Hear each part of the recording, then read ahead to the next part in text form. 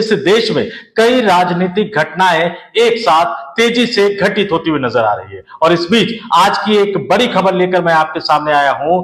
देश के प्रधानमंत्री नरेंद्र मोदी ने राष्ट्रपति भवन जाकर राष्ट्रपति द्रौपदी मुर्मू से मुलाकात की है और प्रधानमंत्री नरेंद्र मोदी के अचानक राष्ट्रपति भवन जाकर राष्ट्रपति द्रौपदी मुर्मू से मुलाकात करने के बाद कई तरह की खबरें निकलकर बाहर सामने आने लगी है। इस मुलाकात से जुड़े तथ्यों को, इस मुलाकात से जुड़ी जानकारी को एक एक करके मैं आपके सामने रखूंगा। 17 सितंबर से पहले राजनीति की धड़कनें बहुत ज्यादा तेज हो चुकी है। प्रधानमंत्री नरेंद्र मोदी जी राष्ट्रपति द्रौपदी मुर्मू से मुलाकात करने के लिए गए थे। उसके बाद से शक और गहराता हुआ नजर आ रहा है दोस्तों कि आखिर 17 सितंबर को क्या होने जा रहा है। मोदी जी की कहीं उल्टी गिनती शुरू तो नहीं हो चुकी है? क्या प्रधानमंत्री नरेंद्र मोदी जी 17 सितंबर को अपने पद से इस्तीफा दे देंगे? जो तस्वीरें सामने निकल कर आई हैं कि 17 सितंबर से पहले राष्ट्रपति भवन प्रधानमंत्री नरेंद्र मोदी जी गए थे और राष्ट्रपति महोदया द्रौपदी मुर्मू से उनकी मुलाकात भी हुई थी। आखिर क्या कुछ खबर सामने निकल कर आई है? हमारे साथ वरिष्ठ पत्रकार मौजूद हैं संतोष पाठक, आप उनकी इस रिपोर्ट को देखिए। नमस्कार दोस्तों, मैं हूं संतोष पाठक और आप लोग देखना शुरू कर चुके हैं संतोष पाठक ऑफिशियल यूट्यूब प्लेटफॉर्म। इस देश में कई राजनीतिक घटनाएं एक साथ तेजी से घटित होती हुई नजर आ रही है और इस बीच आज की एक बड़ी खबर लेकर मैं आपके सामने आया हूं।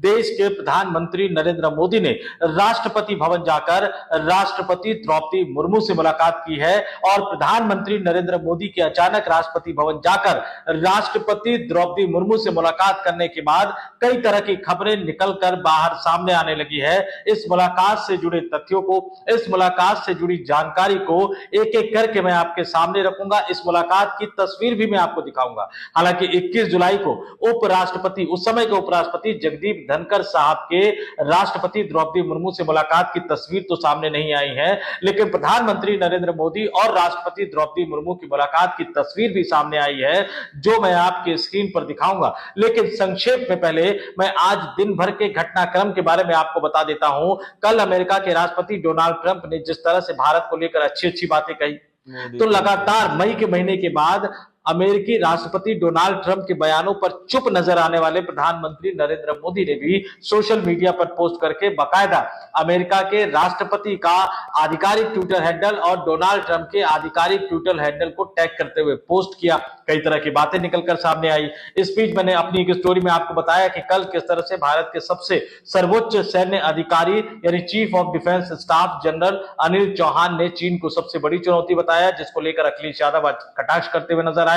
कुछ घंटों बाद यानी 9 सितंबर को उपराष्ट्रपति का चुनाव होने वाला है और हालत यह हो गई है कि अब अमित शाह जन्मदिन के बहाने समाजवादी पार्टी के सांसद को बधाई देकर उनको भी साधने की कोशिश कर रहे हैं। और इस बीच एनडीए सांसदों की जो डिनर बैठक बुलाई थी जेपी नड्डा ने आज उपराष्ट्रपति चुनाव की तैयारियों को लेकर, उसको यह कहते हुए कैंसिल कर दिया गया कि पंजाब समेत उत्तर भारत के कई राज्यों में आई बाढ़ के कारण उस बैठक को स्थगित कर दिया गया। लेकिन उनके सांसद क्या कर रहे हैं उसको लेकर इससे पहले मैंने विस्तार से एक स्टोरी बनाई है, जिसको आप जाकर देख सकते हैं। इससे पहले की स्टोरी कि जब जेपी नड्डा ने कैंसिल कर दिया तो 8 सितंबर को क्या नरेंद्र मोदी अपनी डिनर पार्टी को कैंसिल करेंगे और आखिर पेच कहां फंस रहा है? क्या उपराष्ट्रपति चुनाव में भारतीय जनता पार्टी अपने आप को फंसा हुआ महसूस कर रही है और कौन कौन से नेताओं पर उनकी नजरें बनी हुई है? और ऐसे में जब एक एक राजनीतिक दल के नेता पर, एक एक सांसद पर नरेंद्र मोदी और अमित शाह की पैनी नजर बनी हुई है, तो फिर जेपी नड्डा ने कौन सा तर्क देकर डिनर बैठक को स्थगित देकर? वो तर्क अजीब है। भाजपा के सांसद आज क्या करते हुए नजर आ रहे हैं वो भी एक अजीब सा तर्क है। उत्तराखंड में भी आपदा आई हुई है और उत्तराखंड से जो सांसद है, जो भारतीय जनता पार्टी के मीडिया सेल के राष्ट्रीय संयोजक अनिल बलूनी साहब है, उनके सोशल मीडिया प्रोफाइल पे चले जाइएगा और देखिएगा कि आज वो उत्तराखंड की जनता के साथ खड़े हैं या कहां है, वो किस राज्य में है और क्या करते हुए नजर आ रहे हैं। अनिल बलूनी के सोशल मीडिया पर चले जाइएगा, बांसुरी स्वराज के सोशल मीडिया पर चले जाइएगा, मनोहर लाल खट्टर साहब के सोशल मीडिया पर चले जाइएगा और बिहार, दिल्ली, उत्तर प्रदेश, पंजाब, हरियाणा, इनके सांसदों के सोशल मीडिया प्रोफाइल पर चले जाइएगा। तो अब मैं आता हूं आज की बड़ी खबर पर। जैसे मैंने कहा कि प्रधानमंत्री नरेंद्र मोदी ने मुलाकात की है देश की राष्ट्रपति द्रौपदी मुर्मू से। आपके स्क्रीन पर मैं तस्वीरें दिखा रहा हूं। इन तस्वीरों में प्रधानमंत्री नरेंद्र मोदी और राष्ट्रपति महोदया दोनों एक दूसरे के साथ गंभीर चर्चा करते हुए नजर आते हैं। बॉडी लैंग्वेज को लेकर आज प्रधानमंत्री नरेंद्र मोदी की बॉडी लैंग्वेज को लेकर बहुत कुछ नहीं कहूंगा, लेकिन जितना मैंने उनको कवर किया है, खासतौर से उनके बॉडी लैंग्वेज को मैं जानता हूं कि जब भी वो हाथ हिलाते हुए नजर आते हैं, जब भी वो हाथों की मूवमेंट एक अजीब तरीके से करते हुए नजर आते हैं, तब भी उनके दिमाग में तूफान चल रहा होता है। और जब वो हाथों को बांध कर बैठे हुए नजर आते हैं तो इसका मतलब कहीं ना कहीं दिमाग में तनाव चल रहा है। और अभी जो सबसे बड़ा तनाव है वो तो उपराष्ट्रपति का चुनाव का है। तस्वीरें मैं आपको दिखा चुका हूं और ये तस्वीरें बाकायदा राष्ट्रपति भवन से ट्वीट की गई है।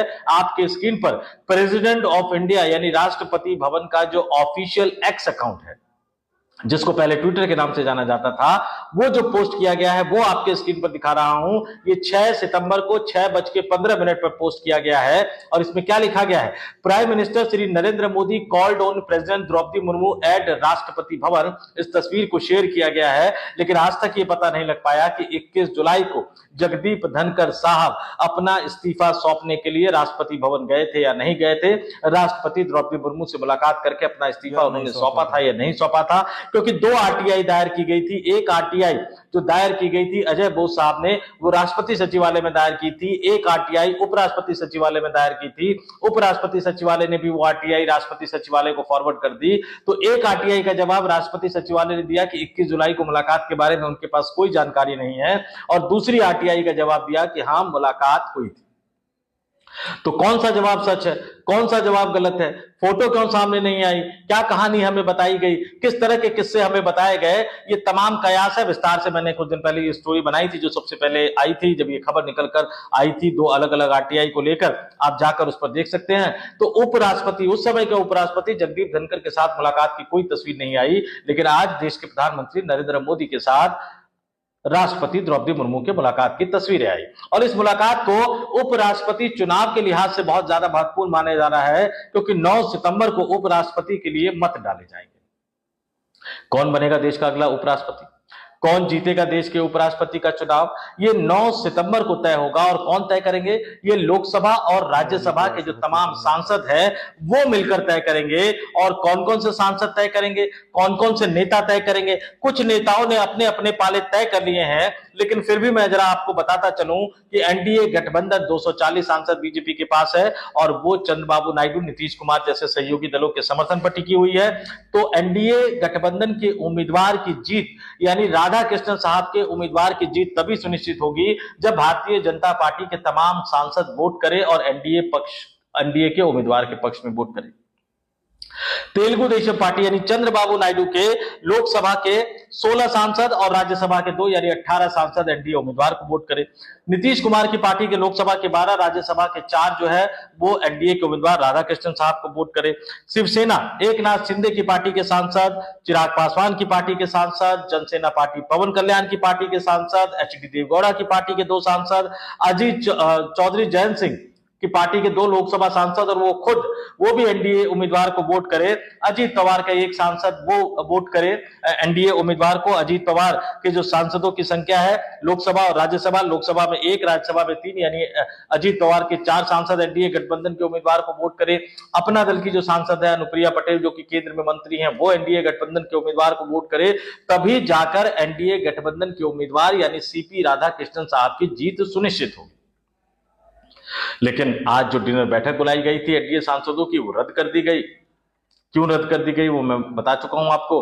8 सितंबर को एक डिनर बैठक देश के प्रधानमंत्री नरेंद्र मोदी ने भी बुलाई है। तो उस बैठक को क्या रद्द किया जाता है, नहीं किया जाता, क्योंकि बात तो तब भी आई होगी, तो हमें इंतजार करना होगा।